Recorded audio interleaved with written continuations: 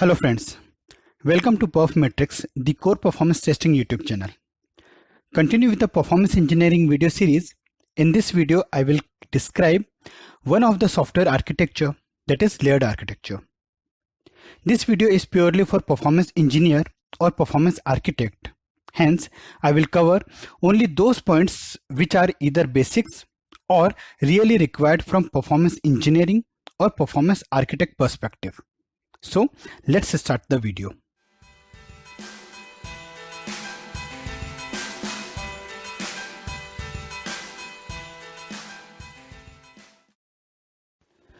This video is divided into three parts.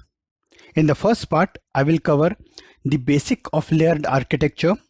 In the second part, I will try to make you understand the layered architecture from performance engineering perspective. And in the last part, I will show you the basic tuning tips of layered architecture application. So it starts with the basics. Layered architecture is a very common architecture pattern. This is a traditional pattern for designing most of the software. Hence, you can find such architecture in many legacies and latest software systems. Although the layered architecture pattern does not specify the number and types of layers that must exist in the architecture. Still, most layered architectures consist of 4 standard layers, and those layers are presentation layer, business layer, persistence layer, and database layer. In some cases, the business layer and persistent layer are combined into a single business layer, particularly when the persistent logic, that is SQL, is embedded within the business layer components. Thus, smaller application may have only 3 layers, whereas larger and more complex business application may contain 5 or more layers. In the layered architecture, all the components within the layer are interconnected, but they do not depend on each other. If I talk about layer, then each layer of the layered architecture pattern has a specific role and responsibility within the application.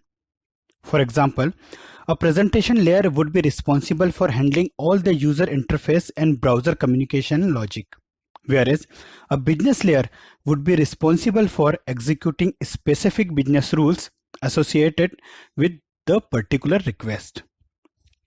Each layer in the architecture forms an abstract around the work that needs to be done to satisfy a particular business request. For example, the presentation layer does not need to know or worry about how to get customer data. It only needs to display that the information on a screen in a particular format. Similarly, the business layer doesn't need to be concerned about how to format customer data for display on a screen, or even where the customer data is coming from. It only needs to get the data from the persistent layer, perform business logic against the data, and pass that information up to the presentation layer. In this figure, you can see typical layered architecture where 4 are represented. As mentioned before, the number of layers could be less or more, depends on the software development requirement. So, accordingly, the purpose and task of the layers can be divided or combined. Starting with the presentation layer, so this layer accepts the request from the user, routes the request to the business layer, and displays the output. Actually, this layer entirely handles the user interface part and responsible for how data will be displayed on the screen. The second layer contains the whole business logic of the application, that is coding. When any request comes from presentation layer, then related function or code is executed as business layer. Many times, business layer interact with persistent and DB layer to get more information before processing the output. The third layer is persistent layer, which contains SQL queries and perform CRUD operation, that is create, read, update, and delete. As per request coming from the business layer, persistent layer execute the related query and does the operation on database. In small applications, business and persistent layer can be combined. The fourth and the last layer is database layer, which stores the information like customer details, product details, etc. So hope you got the basic understanding of layered architecture. Now let's discuss the layered architecture from performance engineer or architect perspective. I have gathered some of the points which helps you to understand the overall layered architecture performance and its complexity.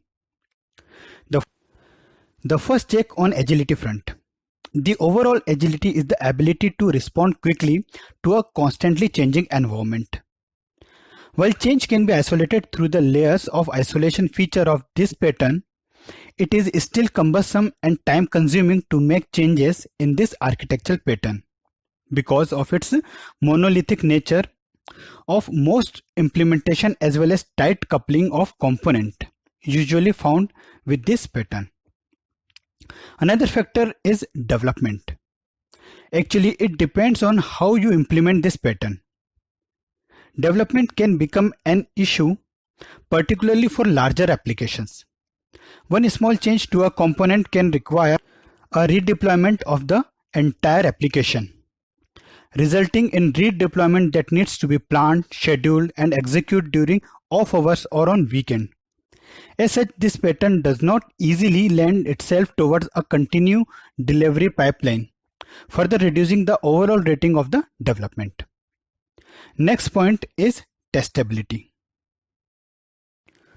Because components belong to a specific layer in the architecture, other layer can be mocked or stubbed, making this pattern is relatively easy to test.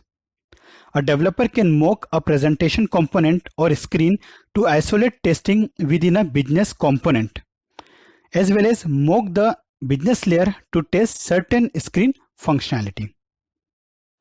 Now let's talk about performance of the application which are built up by layered architectural concept.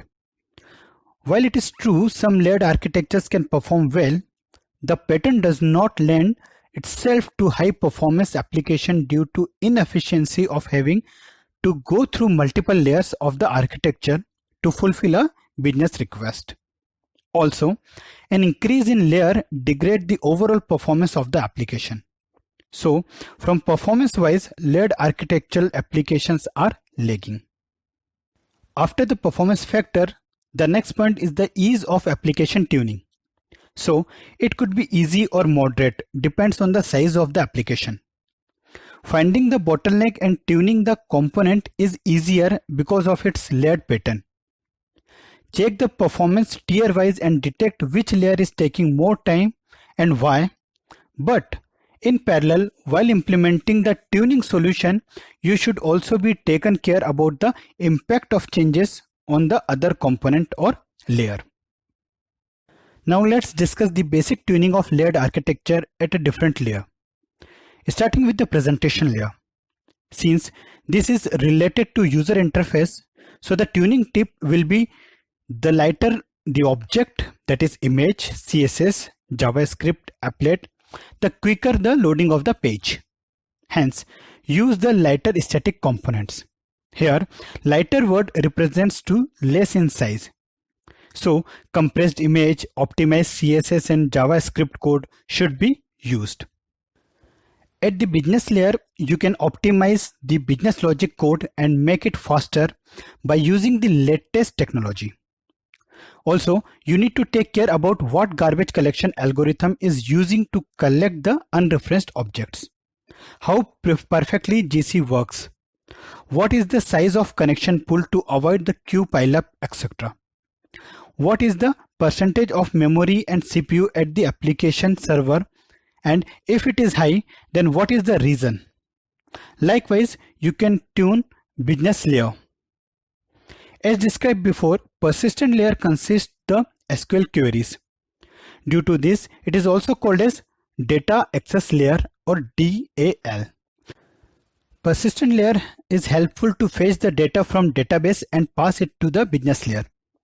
At this layer, the SQL queries should be optimized as much as possible, especially select query.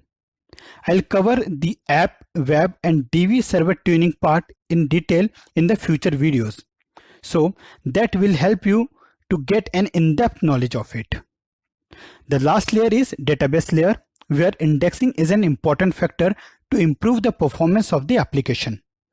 Along with indexing, there should not be any data duplicacy. So these are the basic of tuning of layered architecture application. That's all in this video, in which I have covered all the points related to layered architecture from performance engineer and architect perspective. In the next video, I'll provide detailed information on client-server architecture and what exactly you should know about the same as a performance engineer or architect. So till that, stay connected with PerfMatrix, the core performance testing YouTube channel.